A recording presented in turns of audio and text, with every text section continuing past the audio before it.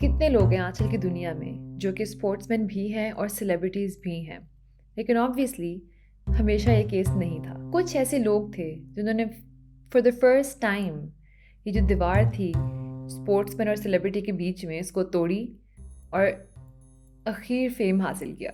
ये स्टोरी एक ऐसे इंसान की है जो कि क्रिकेट की दुनिया में पहली दफ़ा ये बैरियर तोड़ पाया, जहां वो स्पोर्ट्समैन से निकल के एक फुल फ्लेज सेलिब्रिटी बन गया, और वो भी अक्रॉस नेशनैलिटीज़।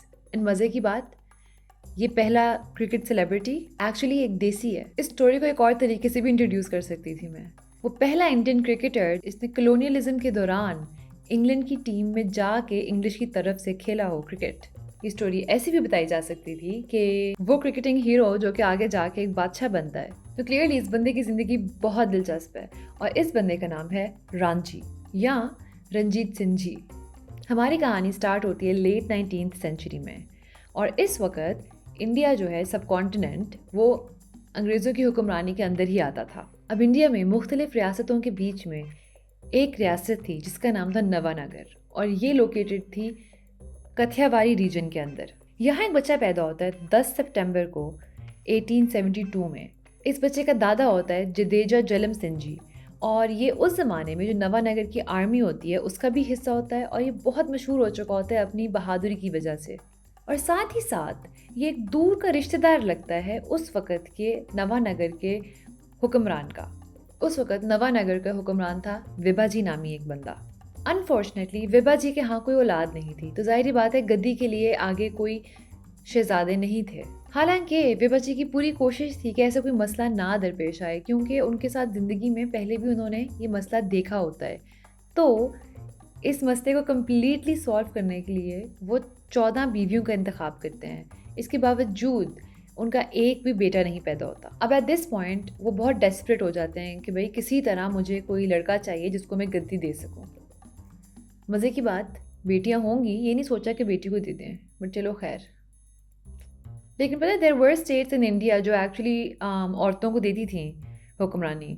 उस पर भी एक वीडियो बनाऊंगी मैं कभी। खैर, विभा जी जो है ना, इस टाइम इनका एक चक्कर शुरू हो जाता है एक औरत के साथ जिसका नाम होता है धनबाई। अब धनबाई जो होती है वो होती है एक तवाइफ, और साथ ही वो एक लोअर क्लास से ताल्लुक़ रखती है, और साथ ही साथ वो एक मुसलमान बैकग्राउंड से होती है। तीनों की तीनों चीज़ें जो कि नवानगर के राजपूताना कोर्ट के अंदर बिल्कुल भी पसंद नहीं की जाती, बट फिर भी इन सारी चीज़ों को साइड पर रख के विभा जी और धनबाई शादी कर लेते हैं, और धनबाई अपनी 3 बहनों के साथ उसके किले में आके रहना शुरू हो जाती है। अब ये 3 बहनें याद रखिएगा, ठीक है? तो अब यहाँ मूव होने के कुछ देर बाद ही धनबाई का एक बच्चा होता है जो कि बेटा होता है, और इसका नाम ये रखते हैं कलोबा। अब काफ़ी लोग होते हैं उस वक़्त जो कोर्ट में कह रहे होते हैं कि ये विभा जी का बेटा नहीं है। धनबाई पहले से ही एक्सपेक्ट कर रही थी, और जब ये आई यहाँ पे ये कोई स्कीम है, ये हमारे हाकिम का बेटा नहीं है। लेकिन विभा जी खुद इतने डेस्परेट होते हैं कि वो कहते हैं कि भाई ये मेरा ही बेटा है, और शायद हो भी असल में, हमें पता नहीं है। ये बस रिकॉर्ड्स यही बताते हैं कि लोग इस चीज़ पे सवाल उठा रहे थे, लेकिन विभा जी ने यही कहा कि मेरा बेटा है। अब उन्होंने कह दिया तो ज़ाहिर बात है उनको अपना गद्दी नशीन मिल गया, और कुछ अरसे के लिए सारे बहुत खुश होते हैं। लेकिन जैसे जैसे बच्चा बड़ा होता है मसले शुरू हो जाते हैं। आगे जाके विभा जी को इस बच्चे को घर से निकालना पड़ता है, और इससे ज़ाहिर बातें निकाल दी और गद्दी भी ले ली वापस, क्योंकि टर्न्स आउट ये बच्चा विभा जी अपने ही बाप को जहर दे के मारने की कोशिश कर रहा होता है। तो क्लियरली ऐसा गद्दी नशीन नहीं चाहिए था उन्हें। लेकिन अब वंस अगैन नवानगर की जो गद्दी होती है वो फिर से खाली होती है, और विभा जी की बस हो चुकी है।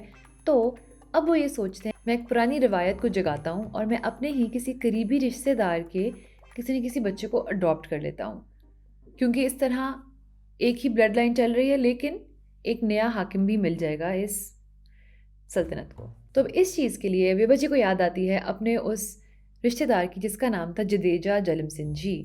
वो उनके पास जाते हैं और कहते हैं कि मुझे अपना एक बेटा दे दें, और मैं इसको अडॉप्ट कर लूँगा, और ये आगे जाके नवानगर का हुक्मरान बन जाएगा। तो वो अपना बेटा देते हैं जिसका नाम होता है उम्मीद सिंह। लेकिन अगेन अनफॉर्चुनेटली उम्मीद सिंह बमुश्किल 1 साल भी नहीं गुजार पाता पैलेस में, और उसका कत्ल हो जाता है, उसे जहर दे दिया जाता है। कहा जाता है कि शायद धनबाई या उसकी तीनों बहनों में से किसी एक ने ऐसा किया, लेकिन अगेन हमें असलियत मालूम नहीं है। अब फिर से एक दफ़ा विभा जी के पास कोई गद्दी नशीन नहीं बचा। वो फिर जाते हैं उसी आदमी के पास, जडेजा जलम सिंह जी के पास, और इस दफ़ा वो उन्हें कहते हैं कि मुझे तुम अपना पोता दे दो।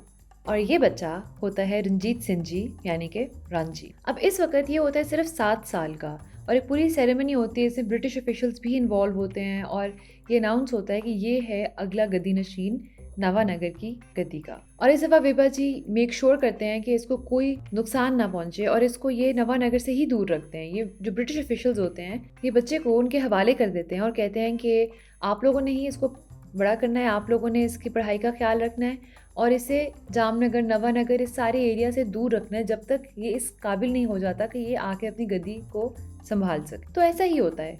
अब कुछ देर के लिए रंजीत सिंह जी अपने गांव में रहता है सरोदार में, और फिर उसके बाद ये ब्रिटिश उसको मूव करते हैं राजकोट में। एक कॉलेज होता है, इसका नाम होता है राजकुमार कॉलेज।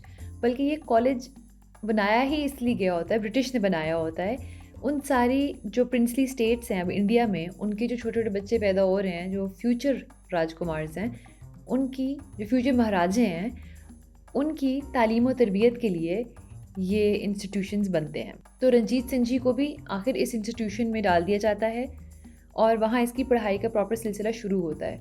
वहीं पे है जो कि नज़र आता है लोगों को कि बहुत काबिल इंसान है पढ़ाई के हिसाब से भी, और यहाँ पे ही ये बुनियादी तालीम हासिल करता है क्रिकेट के मामले में भी। वो तालीम इसको देता है एक पारसी आदमी जिसका नाम होता है क्वासची देसाई। तो अब जाहिर बात है काफ़ी साल गुजर गए हैं, रांझी अपनी पढ़ाई में बिजी है, लेकिन पीछे नवानगर में एक तूफान सा खड़ा हो रहा होता है। एक साजिश सामने आ रही है। आपको याद है वो 3 बहनें जो धनबाई के साथ मूव हुई थी किले में? अब उनमें से एक बहन जानबाई, वो एकदम अनाउंस करती है एक बच्चे की पैदाइश, और वो बच्चा होता है एक मेल, और साथ ही साथ वो ये भी कहती है कि ये बच्चा विभा जी का ही है। तो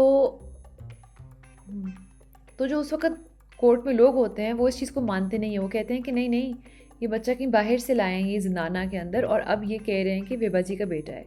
लेकिन for whatever reason Vibha ji कहते हैं कि जी ये मेरा ही बेटा है, और वो इसको तस्लीम करते हैं। वो बल्कि बॉम्बे में जो ब्रिटिश ऑफिशियल्स होते हैं उनको लिखते हैं कि रंजीत सिंह जी से गद्दी वापस ली जाए, और मेरा असल वारिस जो है वो कि ये बच्चा है जिसका नाम ये रखते हैं जसवंत सिंह जी। अब जो ब्रिटिश ऑफिशियल होता है बॉम्बे में वो कहते हैं कि ये क्या बात हुई, ये ऐसे तो नहीं हो सकता, आपने एक बच्चे को अडॉप्ट किया है, हमने पूरी पेपर वर्क किया है, ये फॉर लाइफ होती है चीज़, तो इस तरह आप उससे गद्दी वापस नहीं ले सकते रांची से। और दूसरी बात, जानबाई जिस औरत का ये बेटा है वो कौन सा आपकी बीवी है, या वो कौन सा कोई जायज़ ताल्लुक़ है जिसके आई हुई औलाद को हम माने एज ए गद्दी नशीन। लेकिन विभा जी जो होते हैं वो टले हुए होते हैं इस बात पे कि यही होगा। तो अब वो आके अपनी कोई पुरानी फेवर्स कॉल इन करते हैं, और वो डायरेक्ट रीच करते हैं वायसराय को उस टाइम के। वायसराय होता है लॉर्ड रिपन, और वायसराय वो आदमी है जो ब्रिटिश इंडिया में टोटल पावर, जो सबसे पावरफुल आदमी होता है ना, वो इन बॉम्बे ऑफिशियल से भी कहीं ऊपर। तो जाहिर बात है जब वो इतनी ऊपर चला गया तो फिर एकदम करके उसका काम हो जाता है, और जसवंत सिंह जी को सारे तस्लीम कर लेते हैं नवानिगार का अगला हाकिम। अब वापस आते हैं हम रांझी के ऊपर।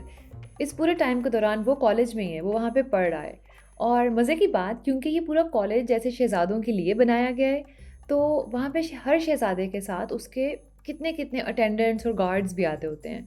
तो जब रांझी भी शुरू में आता है बल्कि उसके साथ 17 अटेंडेंट्स आते हैं, जिसमें उसका नाई भी शामिल होता है, उसका गुजराती का ट्यूटर भी शामिल होता है, उसका ड्राइवर भी शामिल होता है, और भी लोग। और इसके अलावा उसके पास गार्ड्स अलग होते हैं और फुटमैन अलग होते हैं, और इसी तरह जो सारे शहज़ादे वहाँ होते हैं वो भी अपनी अपनी पूरी टीम्स के साथ आते हैं। और एक अजीब ही माहौल होता है शुरू में कैंपस का, क्योंकि वहाँ पे जब बच्चे अपनी पढ़ाई कर रहे हैं तो ये जो सारे अटेंडेंट्स हैं ये कहीं करीब करीब ही होते थे, ताकि जब उसको ज़रूरत हो प्रिंस को तो वो आ सकें। तो एट वन पॉइंट बच्चे सिर्फ थोड़े से थे स्कूल में, और अटेंडेंट्स ही अटेंडेंट्स थे। फिर फाइनली उस स्कूल का एक हेडमास्टर जो होता है वो बात करता है जाके डिफरेंट सारे प्रिंसली स्टेट्स के रूलर्स के साथ, उनको समझाता है कि भाई एक बच्चे के साथ एक अटेंडेंट काफ़ी है, बाकी सारी चीज़ों का हम ख्याल करेंगे। तो फिर जाके स्कूल थोड़ा नॉर्मलाइज होता है कि यहाँ पे अब बच्चे ही होते हैं और इतने रैंडम अटेंडेंट्स नहीं फिर रहे होते हैं। अब स्कूल के रिकॉर्ड्स में जहाँ हमें पहली दफ़ा रांची का नाम नज़र आता है वो एक स्पीच डे की रिपोर्ट होती है जो कि लिखी गई होती है 1880 के अंदर, और उसमें लिखा होता है number 35 Ranjit Singh ji of Nawanagar. Ranji actually बहुत अच्छा निकलता है पढ़ाई के मामले में। 13 साल की उम्र में ही वो एक गोल्ड मेडल जीत लेता है इंग्लिश ज़ुबान बोलने के उसमें, और उसी साल वो जिम्नास्टिक्स का भी प्राइज़ जीत लेता है। जब तक वो 16 साल का होता है तब तक पूरे स्कूल में, पूरे एरिया में मशहूर होता है कि ये बेस्ट क्रिकेटर है सब में से, और साथ ही साथ वो सेकंड हेड बॉय भी होता है। अब मेरा ख्याल है इसका ये मतलब है कि वहाँ पे 2 हेड बॉयज़ होते होंगे, तो ये उनमें से एक था। अब सन 1888 में ये कॉलेज डिसाइड करता है कि अब हमने इनमें से सारे जो कुमार्स हैं या सारे जो शहज़ादे हैं, इनमें से 3 शहज़ादों को हमने लेके जाना है इंग्लैंड फर्दर एजुकेशन के लिए। तो ज़ाहिर-सी बात है जो सारे सेलेक्ट होते हैं उनमें से एक होता है रांची। अब इस टाइम तक रांची को सारा कुछ पता होता है कि वापस नवानगर में क्या-क्या हो चुका है। लेकिन वो कुछ ख़ासा रिएक्ट नहीं करता, वो अपनी पढ़ाई पे ही तवज्जो देता है। बल्कि जो ये 3 बच्चे सिलेक्ट हो रहे होते हैं इंग्लैंड जाने के लिए, इनके साथ ही इसी स्कूल का जो हेडमास्टर होता है, जो कि एक अंग्रेज़ ही होता है, वो भी वापस जा रहा होता है इंग्लैंड। तो अपनी फेयरवेल स्पीच के अंदर वो बाकायदा रांची को सिंगल आउट करके उसके बारे में बात करता है, और वो ये कहता है, "A better or manlier boy has never resided within this college. Disappointments and troubles come to us all, and he has had his, and has borne them bravely. Recollecting his college career, I think he may look back without regret. I speak of him because he has taken so marked a lead in the college that he will be especially remembered."